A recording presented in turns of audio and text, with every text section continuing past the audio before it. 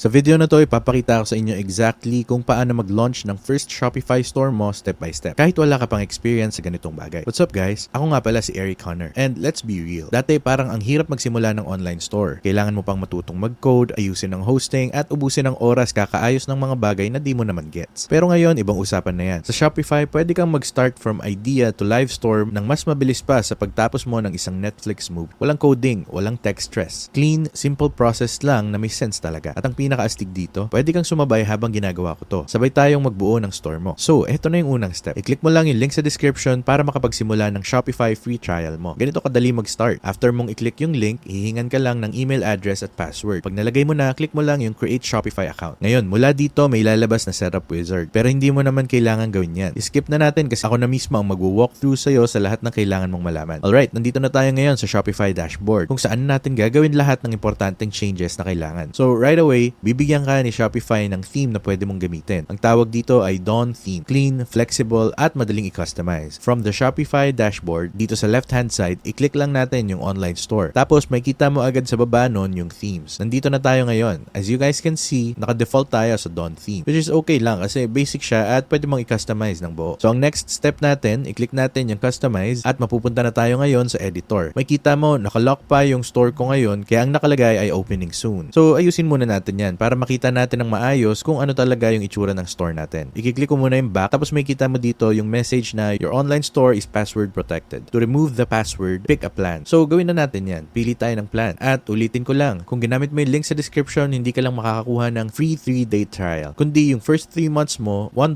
lang ang bawat isa. So, for 93 days, $3 lang ang gagastusin mo. Sobrang sapat na yon para ma-setup mo yung store mo, makapagbenta at hopefully makapag-profit agad-agad. So, for this example, i-click lang natin yung basic plan tapos ilalagay na natin yung billing information natin. Okay, so ngayon na nakapag-subscribe na tayo sa plan at nakapaglagay na rin ng business address, pwede na nating i-remove yung password. So, i-click na natin yan. Ayun, pwede na nating makita kung ano talaga yung itsura ng store natin. Balik tayo sa customize. Ito na yung homepage. At kung never ka pang nakagawa ng website or gumamit ng Shopify, perfect tong starting point kasi super intuitive at madaling gamitin. As you guys can see, pag hinover mo yung mouse mo sa kahit anong section, pwede mo siyang i-click. Tapos dito sa left-hand side, may kita mo kung nasan ka sa layout para organize lahat. Halimbawa, i-click natin tong featured collection section dito. May lalabas na tool sa right side na pwede mong gamitin para i-customize yung specific section na yon. Isang importanteng tip habang nagko-customize ka, pwede mong i-click yung mobile view para makita mo kung paano siya tignan sa phone, which is sobrang importante na rin ngayon. So, kunwari, gusto mong palitan yung background dito. Ang kailangan mo lang gawin ay pumunta sa right-hand side, pwede kang mag-upload ng sarili mong image by clicking select, or pwede ka ring mamili ng free images dito sa gilid. Kunwari, ang binibenta mo ay men's fashion clothes, or baka coffee cups, or home tech devices. Pwede mong gamitin yung mga free images na to. So, let's say, nagbebenta ka ng men's clothes. Pili tayo ng isa. Ayan, medyo stylish tong dude na to. Click natin siya, tapos sa baba, click natin ulit yung select, at ayun, ganun lang kadali. Tapos dito, kung gusto mong palitan tong text na check out our spring collection, pwede mo yung i-edit. Halimbawa, gusto mong gawing spring collection yung title niya,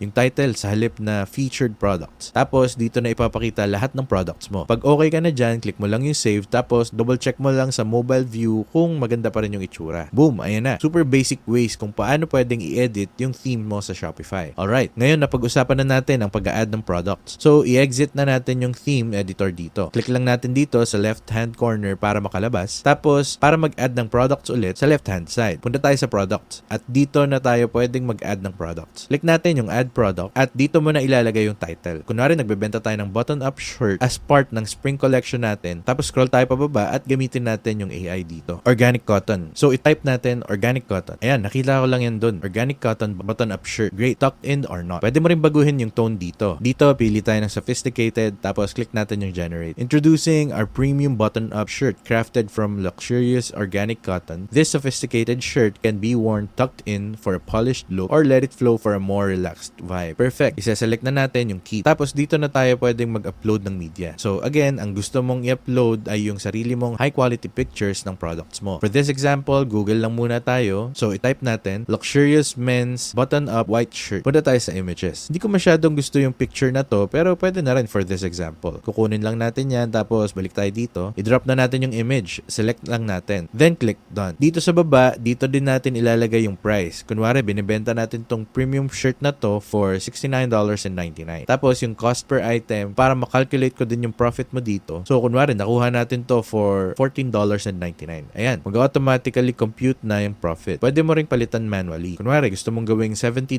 yung profit. Tapos dito sa inventory, pwede rin nating ilagay kung ilan ang stock. Kunwari, meron tayong 18 nito. Tapos si Shopify na yung bahala na mag-track ng inventory natin. Para sa shipping, yung weight siguro mga 2 pounds to. Di ka sure, maybe 1 pound or maybe half a pound. Tapos, ito na yung part for variants. Hayaan na lang muna natin yan as is for now. Pwede rin nating makita dito sa baba kung ano yung itsura kapag sinerch siya ng mga tao. So, i-click na natin yung save at ayun na, nakagawa ka na ng very first product mo. Ngayon, tignan naman natin yung collections. So, dito sa left-hand side, hanapin natin yung collections. Then, i-click natin yan. Tapos, mag-create tayo ng new collection. Kunwari, ang tawag natin dito ay gaya ng sinabi natin kanina, Spring Collection. Pwede tayong magsulat ng something dito sa description. Tapos, ayun, ito na yung collection type. Pwede mo siyang gawing manual or smart. Dito mo pwedeng gamitin yung existing tags at pwede kang gumawa ng automatic rules. So, lahat ng products na pasok sa criteria, mapupunta dito sa collection na to. Pwede ka ring mag-add ng image. Pero for now, hayaan na muna natin siyang blank. And for this product, sige, ano nga ulit yung tawag natin doon? Button. Oo, yan na lang yung product na in-add natin. So, iselect lang natin yan, tapos click add. Click lang natin yung save at ayun na. Ganun lang gumawa ng collection. So, now, bigyan natin ng konting personality yung store mo. Kailangan mo ng ilang essential pages, about page, para ma-share mo yung story mo. So, bakit mo sinimulan yung store? Ano yung importante sa'yo? People love supporting businesses na may face behind the name. Next is a contact page. So, gawing madali para sa customers na makontact ka. Merong built-in contact form option si Shopify. FAQ page rin. Para ma-save mo sarili mo sa dami ng emails by answering common questions up front. Gusto mo rin ng policies page. Para sa mga bagay tulad ng refunds, shipping, privacy, hindi man siya exciting, pero importante talaga siya. May mga templates si Shopify para dito. Under settings, tapos policies. So, punta na tayo dito para gawin yan. Click natin yung online store, tapos punta tayo sa pages. Ayun na, ito na yung contact page na meron tayo. So, i-click natin yung view page, tapos i-open natin to. As you can see, na-setup na natin yan. And honestly, for now, okay na yan. Pero in the future, gugustuhin mong mas marami pa dyan. So, ngayon, mag-add tayo ng new page para maipakita ko sa inyo kung paano gawin yon. Kunwari, ito yung about page natin. Gusto natin siguraduhin na visible to. Then, piliin natin yung default page content. Okay, so pumunta lang ako saglit sa ChatGPT at nag-type lang ako ng write me a brief about me page for a Shopify store. Sinabi ko, nagbebenta ako ng men's clothing na high fashion para magmukha at maramdaman mong ikaw ang best version mo. So, i-paste lang natin yan dito, tapos click natin yung save. So, click na natin yung view at ayan na. Meron na tayong about page. So, may kita mo kung gaano kadali gawin yan. Ngayon, pag kinlik mo yung customized theme, dito ka na pwedeng magdagdag pa ng mga bagay sa page na to. Halimbawa, gusto mong mag-add ng section sa page. Pwede mong gawin yan dito. Pwede kang maglagay ng kung ano-anong elements dito. Maybe gusto mong maglagay ng video. Maybe gusto mong mag-upload ng pictures mo mismo. Dito mo yan pwedeng gawin. So, pwede nating i-click yung video. Tapos, ayun na. Pwede mo nang ilagay yung link ng video dito mismo. Ganun lang kadali gumawa ng page sa Shopify. Ngayon naman, customizing your navigation. Yung clean navigation menu ay nakakatulong para mas madali sa customers na mag-browse ng site mo. So, para i-edit yung menu, pupunta tayo sa theme customizer. Dito sa taas, may kita mo yung menu. Unang step, click mo to. Tapos dito, punta ka sa menu. Tapos, click mo yung edit. At yan ang isa sa pinakamadaling paraan para makarating sa part na to. So, dito mo na i-add yung menu system. So, click natin yung add, then type natin yung about us. Tapos, under pages, isa-search natin yung about page. Then, click save. So, ngayon, kung pupunta tayo dito at i-view natin yung online store natin, may kita na natin na nadagdag na siya sa top menu. May kita rin natin dito sa baba yung spring collection natin. And ayan, unti-unti nang nabubuo yung store mo. Setting up payments. Bago ka kumita ng kahit ano, kailangan mo munang i-set up kung paano ka babayaran. Yung Shopify payments ang pinakamadaling option. Supported dito lahat ng major credit cards, pati Apple Pay, Google Pay, at ShopPay. Pwede mo ring i-connect yung PayPal mo kung gusto mong bigyan ng mas maraming payment options yung customers mo. So, i-set up na natin yan ngayon. Punta tayo dito sa settings, tapos punta tayo sa payments. Dito, pwede nating i-set up yung payment methods natin. So, dito mo na i-set up yung Shopify payments. Click mo lang yung complete account setup button. Tapos, sundan mo lang yung on-screen instructions. Shipping and delivery setting. Medyo nakakalito minsan ang shipping. Pero si Shopify, maganda yung way niya para pasimplehin to. Para makarating sa shipping, punta lang tayo dito sa left-hand side. Click mo yung shipping and delivery. At dito mo na pwedeng gawin lahat ng adjustments. Make sure talaga na i-set up mo to ng maayos. Kasi pwede tong maging malaking sakit sa ulo pag hindi mo inayos agad. Connecting your domain. Yung custom domain, mas pinapaganda at pinapalegit yung store mo. Kesa naman sa mystore.myshopify.com. Mas okay pakinggan yung mystore.com. Para makakuha nun, punta ka lang sa settings, domains, tapos click mo yung buy new domain, ilagay mo yung gusto mong pangalan, tapos tignan mo kung available. Si Shopify na bahala sa lahat. So after mong bilhin, automatic na siyang nakakonect. Pero kung meron ka ng sarili mong domain, pwede mo ring i-connect yon. Piliin mo lang yung connect existing domain, tapos sundan mo lang yung steps. Now, pag happy ka na sa itsura ng ang store mo, punta ka lang sa online store preferences. Dito mo isa-set yung titles at meta description ng homepage mo. Nakakatulong to sa SEO. Tapos balik ka sa online store, tapos pumili ka ng plan kung hindi ka pa nakakapili. Piliin mo yung basic plan para ma-unlock lahat ng features. Tapos sundan mo lang yung steps para ma-remove yung password page. And boom, ayun na, live na yung store mo. At ulitin ko lang, huwag kang dumiretso sa Shopify website. Click mo yung link sa description para makapag-start at ma-access mo yung free trial. So yeah, building an online store ay parang malaking leap sa una. Pero mas doable na siya ngayon kaysa dati. Hindi mo kailangan maging tech expert. Hindi mo kailangan gumastos ng libo-libo. Ang kailangan mo lang ay plan, product at platform na gagawa ng mabibigat na trabaho para sa'yo. Na kung gusto mong mag-start with Shopify, ulitin ko lang, nasa description yung link para sa'yo. Affiliate link to. Ibig sabihin kumikita kami ng small commission kapag ginamit mo yan. Pero walang dagdag na cost sa'yo. At malaking tulong talaga yung commissions na yan para masuportahan yung channel at makapag-create pa kami ng free content na katulad nito. So kung gagamitin mo yung link, thank you so much in advance. At kung nakatulong sa'yo ang video na to, don't forget to leave a like, subscribe at i-hit ang notification bell para hindi mo makaligtaan ang bagong videos. Dito sa channel na to, gumagawa kami ng mga videos kung paano gumawa ng websites, nag-explore ng iba't ibang website builders, nagdi-discuss ng domain names at marami pang iba. So make sure na mag-subscribe ka. Pero other than that, thanks for watching at magkita-kita tayo ulit sa next video.